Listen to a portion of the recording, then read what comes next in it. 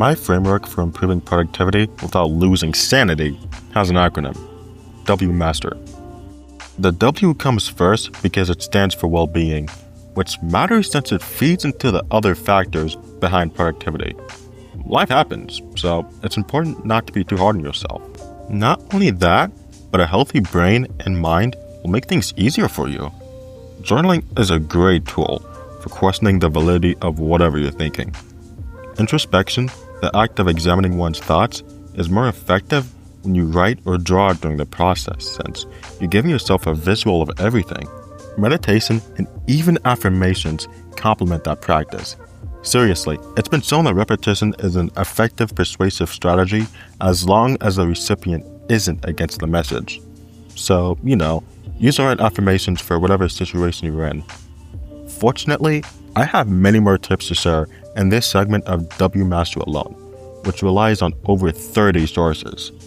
Let's dive in. The happiness of your life depends upon the quality of your thoughts. Marcus Aurelius. You shouldn't wish for a life without problems, since that won't get you anywhere. Wish for a life with good problems, since solving problems is often bound to eventually result in more problems. Additionally, happiness arises when you figure out what problems you like being able to solve. When you feel as though you have to deny the existence of your problems, you have to repeatedly distract yourself from the reality of the situation, resulting in a life of insecurity and emotional repression because pursuing short-term happiness isn't fulfilling. Similarly, victimizing yourself results in anger and helplessness. On the subject of negative feelings, bear in mind that just because something feels bad doesn't mean it is bad, so you should make it a habit to question your emotions. Emotions are temporary as our bodies are always changing. Hence the hedonic treadmill phenomenon, which refers to the idea that we're always working to change our situation, but we never actually feel all that different since everything comes with an inherent sacrifice. Bear this in mind and don't prioritize feeling better whenever you're experiencing mental pain over something you want to change, because pain is part of the process of becoming a stronger person with better values. Also, think about the importance of picking what pain you choose to have in life, alongside the fact that no one truly knows what they're doing.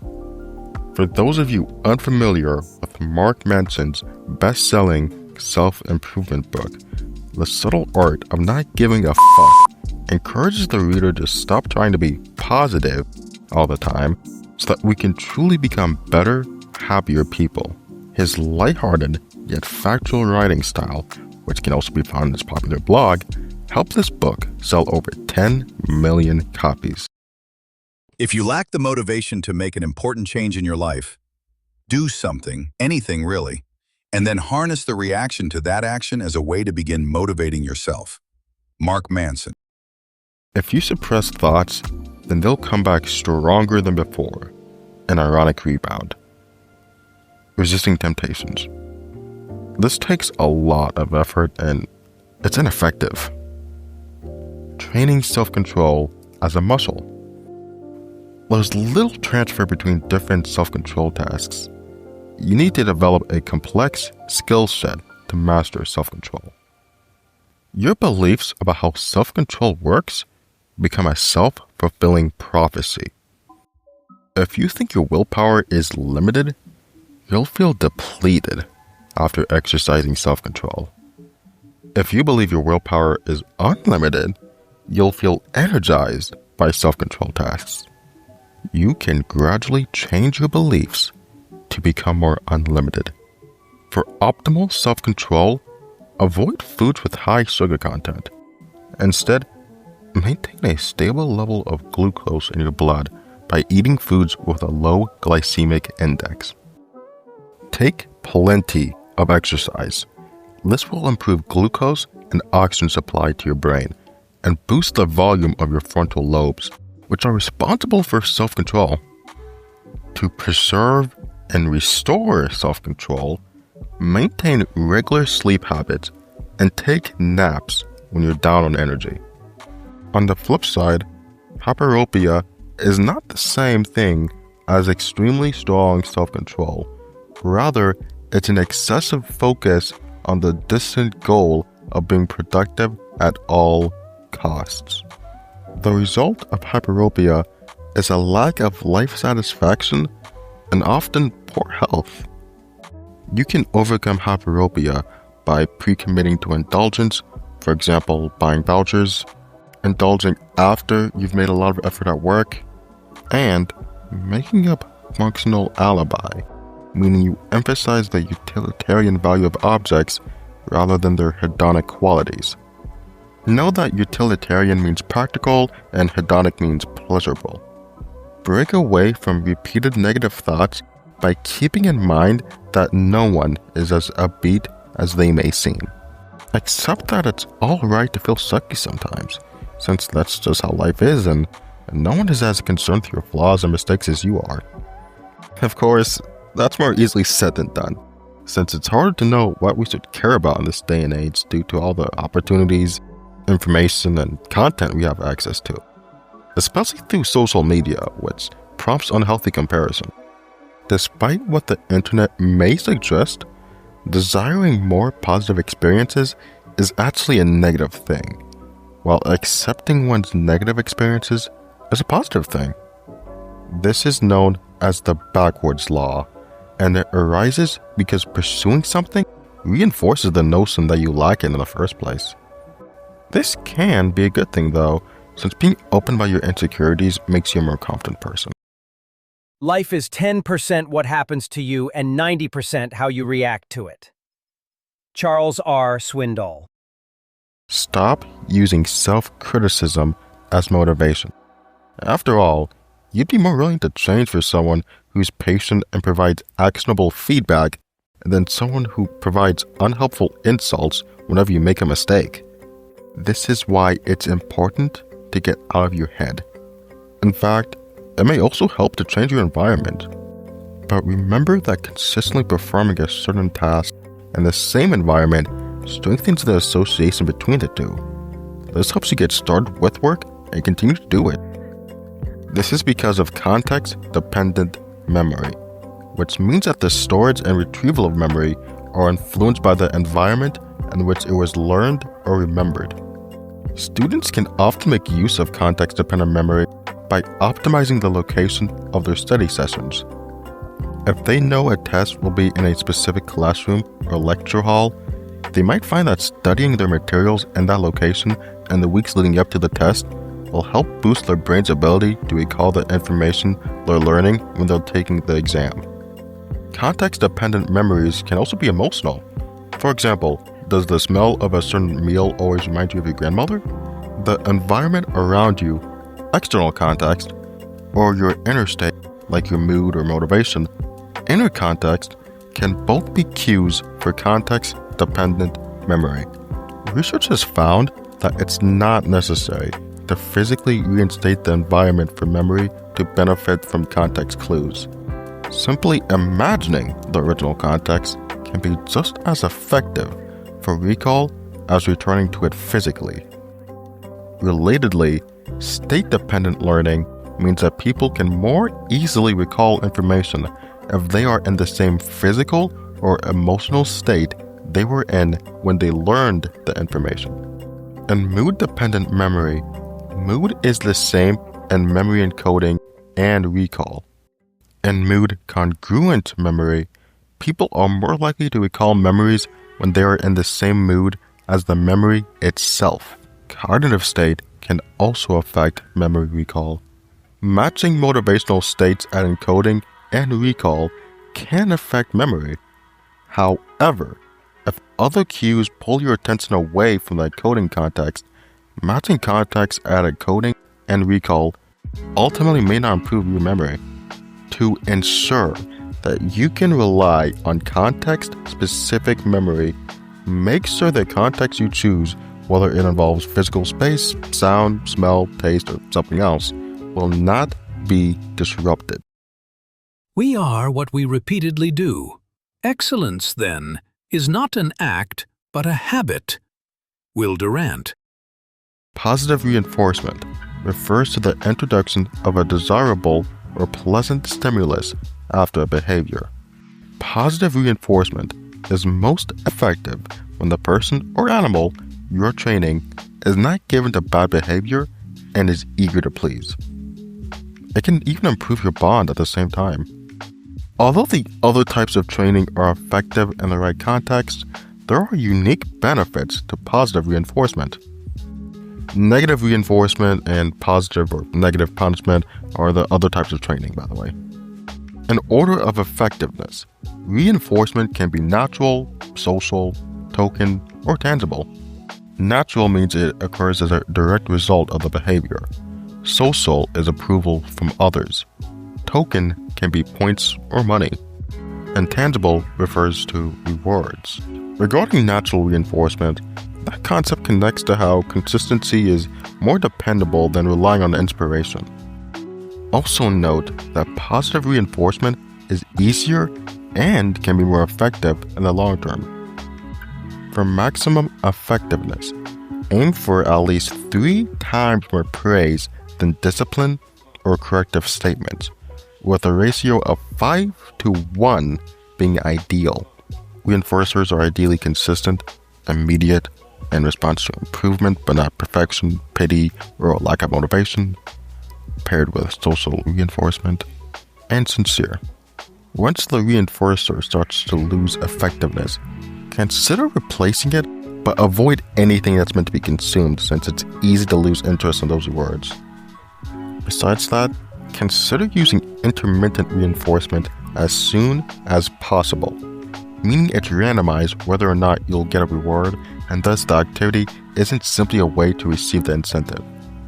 By the way, social reinforcement is tricky because of the spotlight effect, which causes us to overestimate how much people care about our achievements and mistakes. In part, the spotlight effect is driven by another cognitive bias known as anchoring. Anchoring describes how, when we are making decisions, we tend to rely too heavily on information that we received early on in the process. Avoid getting anchored to your own perceptions by questioning how you'd feel if someone else was in your situation. Also note that overall, rewards can backfire because of the over-justification effect. It can cause us to abandon activities that we find intrinsically valuable once we are presented with a prize or money for doing the activity. Instead of the rewards adding value to the activity, they take away from it.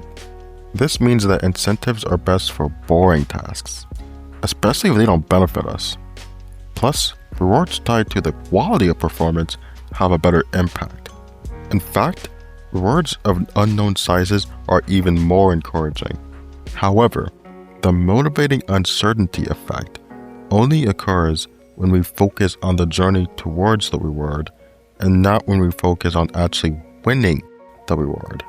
When we actually focus on the uncertain outcome, we no longer exhibit elevated levels of motivation. So then the ambiguity effect may occur, in which we move away from options that seem uncertain. Remember to not just focus on what could go wrong, but also on what could go right. Do things that future you will be thankful for, and remember that the future is always approaching. Sometimes, because we don't feel the negative effects immediately, we often don't even notice that our decision is a self-control problem. We simply indulge mindlessly. As I just have a fancy term for this, epsilon cost temptation. Here's how to overcome it. Try not to suppress temptations, since they'll just come back through ironic processing. In other words, focus on avoiding, not resisting. Find a way to make the temptation less tempting, such as commitment devices like commitment contracts. To make something more appealing, you can use temptation bundling. Side note, temptation bundling and commitment devices each connect to one of Dr. Robert Cialdini's principles of persuasion. The first is related to the liking principle, while the second is, unsurprisingly, tied to the commitment principle.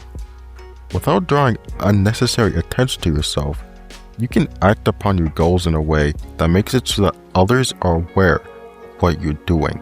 The pressure to maintain that image that others have of you may aid in motivation. Besides this, it may help to use reminders. For example, taking pics of or keeping food wrappers until the end of the day instead of instantly throwing them away. If needed, distract yourself from your cravings. One way is with visualization exercises, in which you imagine your future self encouraging you to be better. These work because of psychological connectedness, which is the realization that, in the future, you likely won't change much. You'll be equally tempted to indulge as you are now, and you won't have more willpower or resources to deal with temptations than you have now. Another method is urge surfing, a mindfulness-based technique that helps individuals cope with cravings by observing urges without acting on them, reducing impulsive behaviors. By acknowledging and accepting urges as temporary waves, individuals can gain control and prevent relapse and addictive behaviors. Practicing urge surfing involves focusing on the physical sensations of an urge, allowing it to rise and fall, ultimately empowering personal growth and resilience. It's been shown to help treat various addictions. Other benefits are increased self-awareness, less impulsivity, enhanced emotional regulation, long-term behavior change, and enhanced coping skills. Urge surfing may be better seen as a part of a comprehensive treatment plan rather than a standalone solution. It also requires practice and consistency to maximize its effectiveness. We gain the strength of the temptation we resist. Ralph Waldo Emerson. Temptation bundling, also known as reward substitution, refers to the practice of pairing a pleasant activity with pursuing your goal. It's similar to gamification, or the process of making a task more like a game. However, temptation bundling, such as listening to music, is tricky since it's a form of multitasking. Also, remember that temptation bundling only works when the temptation is solely enjoyed alongside the work. Even so, randomizing how often you pair the temptation with the activity will make sure the bundle doesn't become dull. Besides that, figure out what additional activities you could do that are related to your main goal. These are known as keystone habits. Multiple good habits related to your goal won't just feed into each other, but they'll speed up the domino effect needed to cause your identity shift. In fact, you might just need one keystone habit before the dominoes start falling everywhere. It also helps to be around people who have the same goals as you, even if that means searching for a group that promotes your good habit or opposes your bad one. Having said all of this, make things easy for yourself at first so that you don't get overwhelmed. Research shows that micro goals, which are small and specific, can boost motivation and improve consistency, leading to long-term success. Consistency is more effective than intensity when it comes to forming new habits. Even if you want fast results, micro goals give you something to fall back on if you start to struggle significantly. When it's time to work, consider how, ideally, you would boost your motivation during the activity by making it engaging, instead of doing something pleasing before or after, thus potentially decreasing motivation beforehand, or turning the activity into a means to an end that's not aligned with your goal.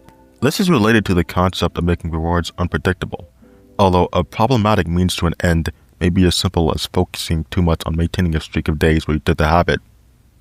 Even so, a basic reward beforehand may help. Motivation rituals consist of specific actions or routines that you perform to boost your enthusiasm or commitment towards a task. The effectiveness of motivation rituals lies deeply rooted in psychology. Engaging in these practices can trigger a sense of readiness and anticipation. For example, when you meditate or journal before starting work, your brain begins associating these actions with the tasks that follow, enhancing focus. This response is linked to conditioning. Over time, your brain learns to become more attentive when these rituals are performed. Research has shown that motivation rituals can also elevate your mood and improve your self-efficacy.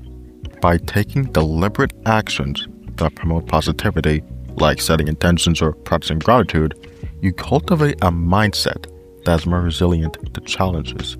The act of preparation can be a fulfilling process in itself, leading you to view tasks as opportunities rather than burdens. Starting your day with intention can set a positive tone for what lies ahead.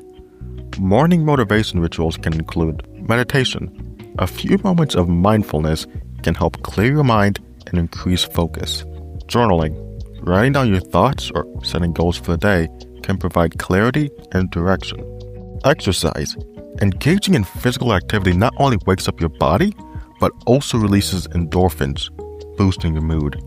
Before diving into your work tasks, consider rituals that prepare your mindset, such as setting intentions. Take a moment to visualize what you aim to achieve during your work session. Reviewing goals. Reflecting on long-term objectives can reignite your passion and purpose. Listening to music. A motivating playlist can energize you and elevate your mood. Closing your day with reflection allows you to acknowledge your accomplishments and plan for tomorrow. Consider these activities. Reviewing your day. What went well? What could improve? Gratitude journaling. This helps you end the day on a positive note, reinforcing a sense of fulfillment. Alternatively, you can do a mental subtraction exercise to imagine what your life would be like without a certain positive aspect, then reflect upon the benefits it has brought you. Planning for tomorrow. Outline key tasks for the next day, alleviating morning stress. Creating your own motivation rituals requires some planning and self-reflection. Every individual is motivated by different factors. Spend time reflecting on what inspires you, whether it's creativity, challenge, or support from others. To see lasting benefits, focus on structuring your rituals in a way that fits seamlessly into your routine. Here's how. Schedule them. Block out specific times in your calendar dedicated to your rituals. Start small. Begin with a few minutes each day and gradually increase as you become more comfortable. Stay flexible. Adapt your rituals based on what works for you over time. Note that flexibility is important to bear in mind with schedules overall. Focusing too much on schedules and strategies can be a form of procrastination. An alternative to motivation rituals is savoring. That term refers to the usage of grateful thoughts to increase the intensity and duration of positive experiences. Past, present, or future, but of course, you mainly want to stay grounded in the present. Comparing past events to the present moment can be a beneficial savoring strategy, but it works only when the present is better than the past. When the present experience is perceived as worse than similar past experiences, the ability to savor can be thwarted. Savoring also requires one to be free from urgent responsibilities at the moment and to have their needs met. The benefits of savoring can be summarized as improved mood and relationships. You have power over your mind, not outside events. Realize this, and you will find strength. Marcus Aurelius. Savoring is a form of self-care, which refers to anything that you do to keep yourself mentally, emotionally, physically, socially, and spiritually healthy. Self-care isn't as simple as taking bubble baths and forgetting about your problems. It refers to all actions or activities that improve areas of your wellness. There are small ways you can practice self-care throughout the day, like noticing your breathing and practicing mindful awareness, which can assist with emotional regulation and highlight how you're engaging with the world. Self-care can improve your relationship with yourself and others. As we cultivate our self-care practices with ourselves, we become more grounded and purposeful in our activities and behaviors, honoring our finite resources, energy, and priorities. We often live in a culture that glorifies a hustle mentality, overachievement, perfectionism, but in reality, that leads us into a lot of stress, and that leads us into burnout. When you're grounded, you can engage more compassionately with yourself and others. This creates a ripple effect, providing more productive and healthier dialogue and resolutions. Thus, While self-care may just seem like a way to relax, it's an important part of maintaining a work-life balance, which is a harmonious relationship between your work and personal life, achieved by setting boundaries, time management that allows for flexibility, and, of course, stress management. Examples of self-care include being in nature, breathing exercises, also known as breath work, limiting technology, and exercise. It also helps to be aware of the 8 dimensions of wellness, which include emotional, environmental, financial, intellectual, occupational, physical, social, and spiritual. Of course, it may help to talk to a doctor or consultant of some sort for assistance. Even if you think you're doing alright or you don't believe the effort will be worth it, think about the butterfly effect. Keeping up with healthy habits on a daily basis has been scientifically linked with improved mental health. Spend the next week observing your daily habits. You can jot them down in a journal to keep track. How well are you sleeping? Are you eating foods that nourish you? Did you make time for a favorite hobby and exercise? Did you gather with friends or loved ones? Your answers to these questions may help explain your mood and your risk of depression too. In fact, a study finds that people who maintain a broad range of healthy habits, from good sleep to physical exercise to strong social connections, are significantly less likely to experience episodes of depression.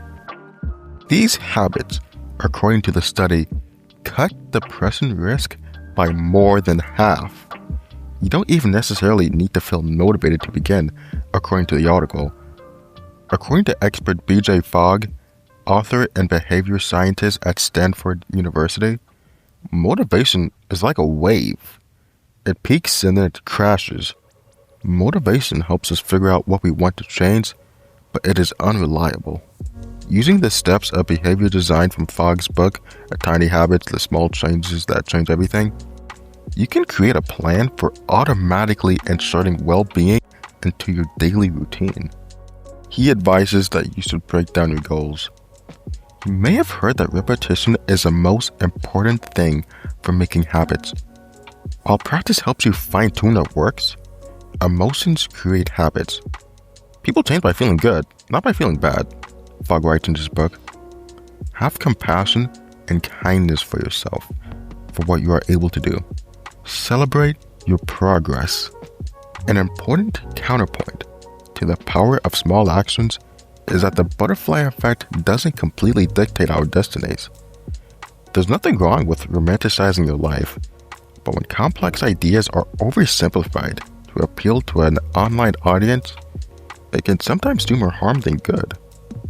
In the context of the butterfly effect, it may lead to anxiety around decision making or lead you to leave things up to fate rather than taking active steps to get what you want in life.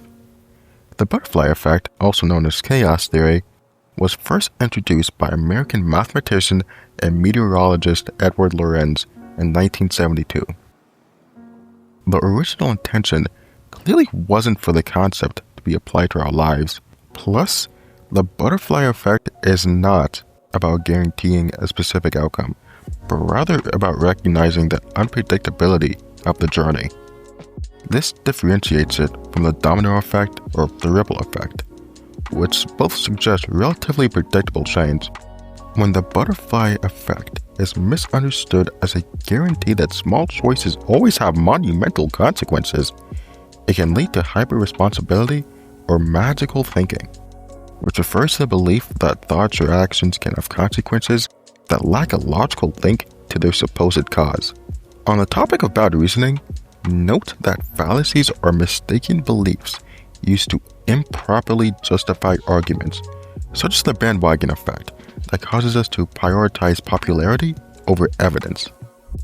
What ifs can also prevent someone from being fully present and realizing that some factors are beyond their control. Relationships, for example, are co-created, so while your actions matter, so do the persons you're romantically interested in. Rather than leaving things up to fate, being aware of the butterfly effect can help us live more intentional and mindful lives. The butterfly effect reminds us that even our smallest actions have the potential to create change. It acknowledges that while we can't predict every ripple, we can act with kindness, awareness, and purpose, trusting that those small acts matter, even if we never fully see how. This can help us contemplate our positions or behaviors more carefully. We may be more likely to pause and reflect before acting. The theory teaches us to accept events outside of our control and to be flexible as well as resilient when things don't go as planned. If you act with good intentions rather than from a place of fear, you can sit comfortably with the knowledge that some things are just not meant to be. And that's fine too. No amount of regret changes the past. No amount of anxiety changes the future. Any amount of gratitude changes the present. Anne Voskamp. Although you may experience setbacks, if you continue being patient, your seemingly linear progress will end up being exponential. After all, by repeatedly challenging yourself to be better and thus putting yourself on a different life path, you end up reaping the benefits of compound growth. In the words of the author of the best-selling book Atomic Habits, James Clear, rather than having some linear relationship with achievement, habits tend to have more of a compound growth curve. The greatest returns are delayed.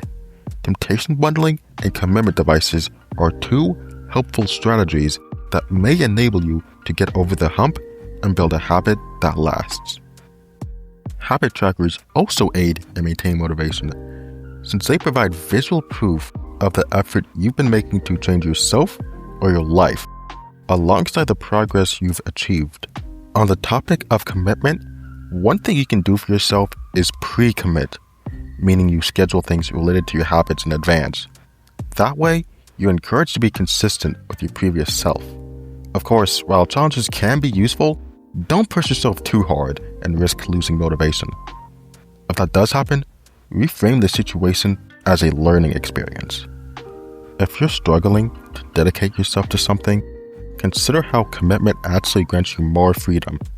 It grants you more opportunities by rejecting alternatives and distractions. Commitment makes decision-making easier since you already know what's good enough. Furthermore, commitment hones your attention and focus, thus helping you to prioritize what you truly value. If you don't value anything, and especially if you consider yourself to be a nihilist, keep in mind that there's no reason not to do anything if there's no reason to do anything. Instead of doing things you enjoy, learn to enjoy the things you do. Ali Abdaal. Dopamine is a molecule in the brain and body that is closely linked to our sense of motivation. It can also enhance our depth of focus and lower our threshold for taking action toward specific goals. Here are ways to improve your dopamine levels. Viewing early morning sunlight for 10 to 30 minutes daily. Don't wear sunglasses for this, and don't stare at the sun. Eyeglasses and contacts are acceptable. This causes the release of dopamine. If done consistently, it will also increase levels of gene expression for certain dopamine receptors. If you're up for it, take a 1 to 3 minute cold shower, as cold as you can safely tolerate as well. This is known to increase baseline dopamine for hours dramatically. Eat tyrosine-rich foods such as red meats, nuts, or hard fermented cheese. Tyrosine is an amino acid and a building block of dopamine. A diet rich in tyrosine will sustain your body's natural dopamine production. You'll need to consider the caloric and other contents of these foods, of course. It's easy to find plant-based sources too. Simply do a web search for them. Avoid melatonin supplements, as these can decrease dopamine levels and can disrupt your normal sleep patterns. Melatonin is only recommended for jet lag, which is the state of being tired after traveling across time zones. Avoid viewing bright lights between 4 p.m. and 4 a.m. This is essential, as it has been shown to activate a brain region called the habenula and drastically reduce the amount of circulating dopamine in your system. If you must view light at these times, make it very dim. Once in a while is okay, but don't make it a habit. Ingest caffeine, approximately 100 to 400 milligrams, in the form of coffee, tea, or whatever form you prefer. This will cause a mild increase in dopamine, but also increase the availability of dopamine receptors, so your body is more sensitive to circulating dopamine. Don't do this too close to sleep. This might look like avoiding caffeine after 2 p.m. with rare exceptions. Use intermittent reward timing. This is the most powerful schedule for dopamine release and staying motivated. Casinos use it to take people's money. It works 100% of the time. You can use intermittent reinforcement to your advantage to stay motivated in any pursuit. The key is to celebrate your wins, but do not celebrate every win. When you succeed in reaching a milestone, sometimes enjoy that. Other times, at random, just keep going. Even better, associate winning with the effort process itself. That's the holy grail of dopamine management for success. It won't make you dull or unhappy. It'll make everything easier and more pleasurable without the peaks and valleys of dopamine that external reward-driven people experience. Don't underestimate the extent to which the dopamine system and the sense of whether you are on the right track are under your cognitive control. The prefrontal cortex, the executive control portion of your brain, is part of the dopamine pathway and provides subjective, top-down control, a belief effect. This is similar to how willpower is influenced by your thoughts. These are not placebo or small effects. Telling yourself you are moving towards your goals is a huge stimulator of dopamine release and under your control. Of course, you can't lie to yourself and say you've won and you lost, but as you progress toward milestones, register it in your mind. This ties into the importance of having multiple small, specific goals. Dopamine even interacts with the visual system. Dr. Emily Balcetis, a professor of psychology at New York University, discussed on the Huberman Lab podcast how physically focusing your visual attention on a specific point or spotlight will help maintain focus during bouts of goal work. When you focus on a particular point, a medley of neurochemicals, dopamine, epinephrine, and others are recruited and put you into a state of readiness and clear focus. Don't layer too many sources of dopamine. When we layer too many sources of dopamine, for example, pre-workout energy drinks plus music plus friends or social connections plus nootropics, also known as smart drugs, it can increase dopamine in our energy and motivate us to work hard toward a goal. But stacking all of these dopamine triggering sources causes a crash afterward, ultimately undermining our longer-term motivation and continued drive. Instead, try to do some workouts without music, or with just caffeine. Change it up. Speaking of nootropics, the usage of those cognitive enhancers in healthy people is controversial. There is no strong evidence that any of the supplements now being sold for their supposed memory-boosting powers are helpful. It's not clear that they work and not clear that they're safe. Still, because of the placebo effect, our expectations can cause beneficial yet temporary changes. Most people seeking to optimize cognitive function would be better off focusing on getting enough sleep, eating a nutrient-dense diet, and managing their stress. But once you have those basics down, the right nootropics might serve as a bonus, helping you think more clearly and sharply, or reduce your chances of cognitive decline as you age. An example of a nootropic is caffeine, which has been shown to improve thinking skills.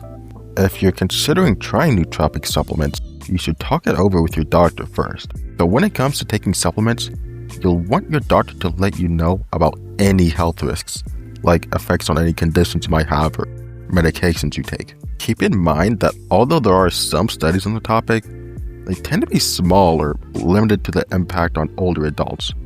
Also, everyone's brain chemistry is unique, so what works for one person might not for another. Here are some of the safest options. L-theanine, which seems to enhance the mental effects of caffeine and counteract caffeine-induced jitteriness.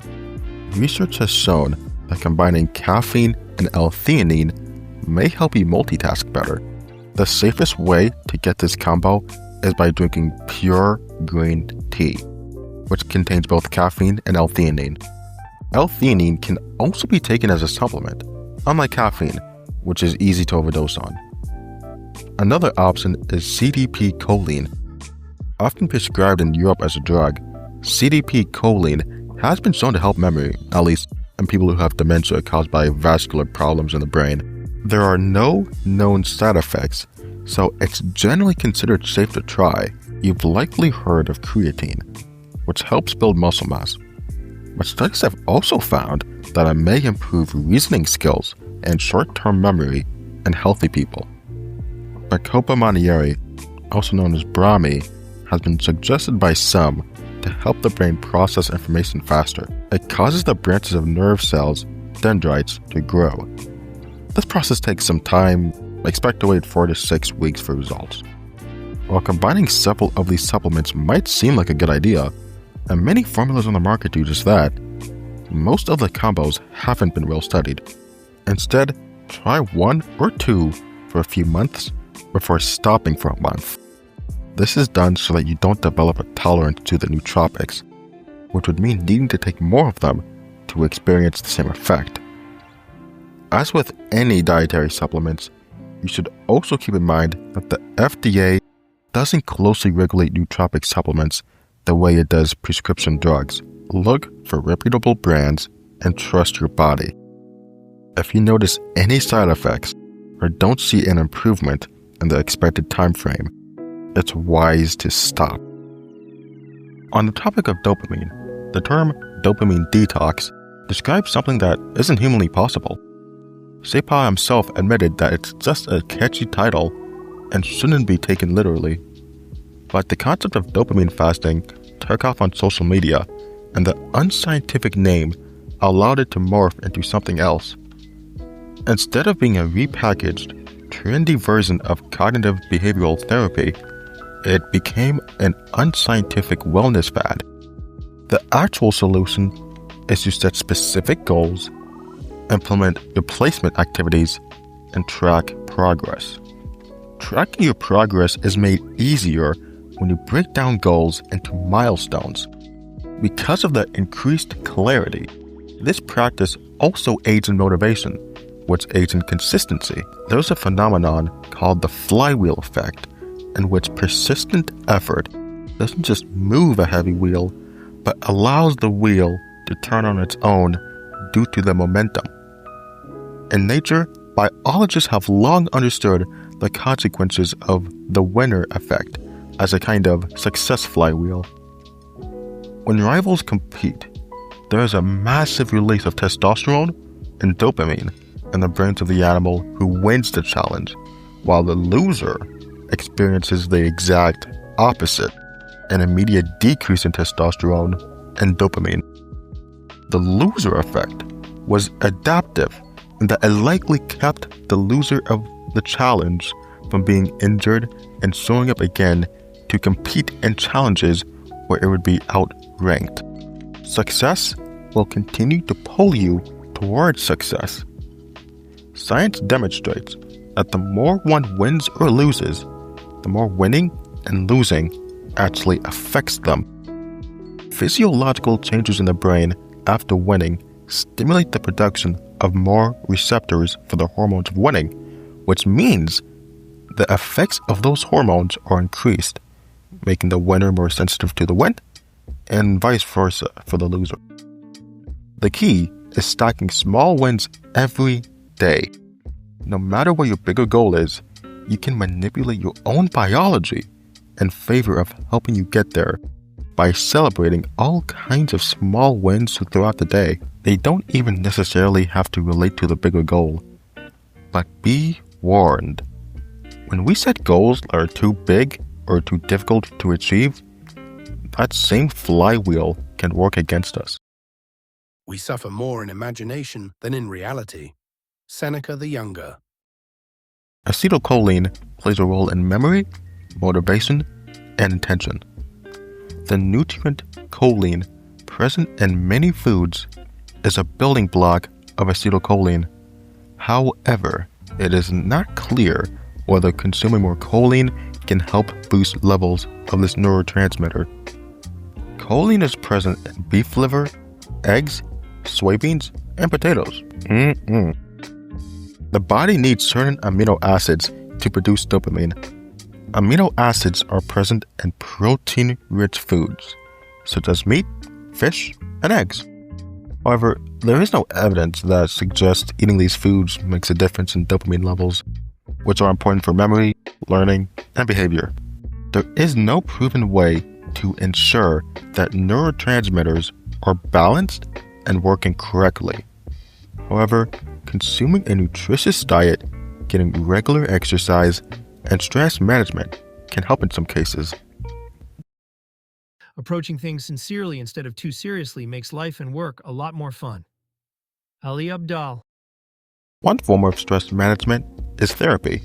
And with today's sponsor, BetterHelp, an example of a treatment you can perform on yourself is behavioral activation.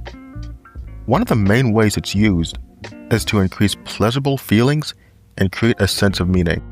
For example, a person who usually loves gardening may struggle with motivation when they have a depressive episode. This may mean that they stop gardening entirely. Doing this may reinforce the feeling that things are hopeless or deprive them of an activity that makes them feel good about themselves. However, if they try to do a small amount of gardening each day, it proves that they can do it. This may improve their mood, keep them physically active, and remind them of things they value. Behavioral activation can also be used to replace unhelpful behaviors with beneficial ones, such as reaching out to friends instead of isolating in times of stress. But bear in mind that this technique doesn't directly contribute to unlearning negative thoughts. As for how to do it, ask yourself what matters most to you, how you'd like to live if nothing was stopping you, and what are the qualities of the individuals you look up to. The practice of taking small steps is supported by the effort heuristic, a psychological bias where people value something more if they perceive that more effort was put into acquiring it. People also tend to highly value things that required pain, embarrassment, or a long waiting period to attain. This phenomenon is often brought up in reference to the work of others, which proves that a willingness to accept challenges is a respectable trait. Of course, the effort heuristic can be a bad thing if we don't evaluate the quality of the outcome, meaning we must question our motivation and assumptions. Unsurprisingly, there is also a cognitive bias related to the time we invest into things. The IKEA effect causes people to place significantly more value on things they put effort into creating. Easy starts provide a foundation for the challenges you'll build on top of them. Thus, when you're ready to increase the difficulty, it'll be easier to justify the extra effort you're investing. Fortunately, the IKEA effect will continue to be of assistance at that point. We ascribe value and meaning to the things we work hard for. The business built from the ground up, the promotion earned after years of focus, the deep relationships shaped through shared struggle, the healthy body carved through challenging workouts, the peaceful mind forged through solitude. The effort required to earn these things increases their value. Your entire life will change the moment you realize it's not supposed to be easy. The most valuable things in life are hard to earn. That's precisely why they're so valuable. Even so, remember to evaluate the quality of your progress to prevent getting attached to the wrong things. The gap between emotional reaction and action dictates your destiny. Fortunately, mindfulness widens that gap. Creating an ideal to strive for will help bridge the gap between your new habits and previous beliefs.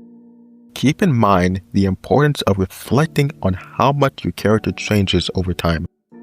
Although people's personalities naturally change, the changes are gradual and span over decades. Moreover, some of our core personality remains constant across the lifespan. For example, our character strengths tend to stick with us. taking advantage of them has been shown to be useful.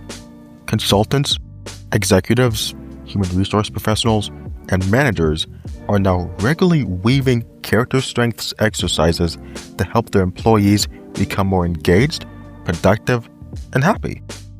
The use of character strengths to improve the skills of leaders, teams, and entire organizations is emerging as a popular and successful avenue as well.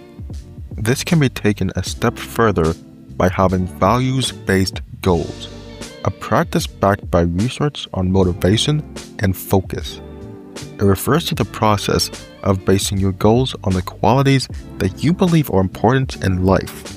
When you accomplish goals like that, they reinforce the type of person you're trying to be. This shift transforms goal setting from a checklist of tasks into a pathway for personal growth and deeper meaning. The first step is knowing what principles guide your behavior, particularly the core values that shape our lives. As for the ongoing process of values clarification, a self-reflective process through which individuals identify, examine, and prioritize their personal values and beliefs, note that it's more important than it may seem. By clarifying their values, individuals can make more intentional choices, align their actions with their beliefs, and better navigate ethical dilemmas. Values clarification may also promote personal growth, self-awareness, and a sense of purpose. One can figure out their values through value ranking exercises, which involve ranking the values on a list. Journaling about certain situations or ethical dilemmas may also be of assistance, partly because journaling helps one imagine hypotheticals for values-based decision-making scenarios. Plus, just using a journal for reflection is useful. However, for the most part, you shouldn't identify too much with your experiences, your body, your mind, or other people. Question whatever you've been holding on to, like labels. This concept is dubbed self as context, and it specifically refers to the understanding that experiences, thoughts, and feelings are only content that is ever changing. They don't fundamentally impact the core self. In other words, no matter how you feel, think, or see yourself at the moment, you are still you. The future is full of possibilities while the past is set in stone. Even if you're not as young as you'd like to be, there's no doubt that you have potential. Because things are always changing, it's important to be adaptable. This means resisting the Einstellung effect, which causes us to have the same approach to a problem even if a more efficient solution exists. This hinders creativity and problem solving. Challenge yourself and seek out the perspectives of others. Another strategy to mitigate the Einstellung effect involves breaking down problems into smaller, manageable parts. Instead of approaching a problem as a whole, dissect it into components. Finally, remember the importance of taking breaks and getting enough sleep. Temptations are also important to consider. The restraint bias refers to our tendency to overestimate that level of control we have over our impulsive behaviors. These urges typically come from visceral impulses such as hunger, drug cravings, fatigue, or sexual arousal. These urges can be emotional too, and our tendency to overestimate our ability to control them is called the empathy gap.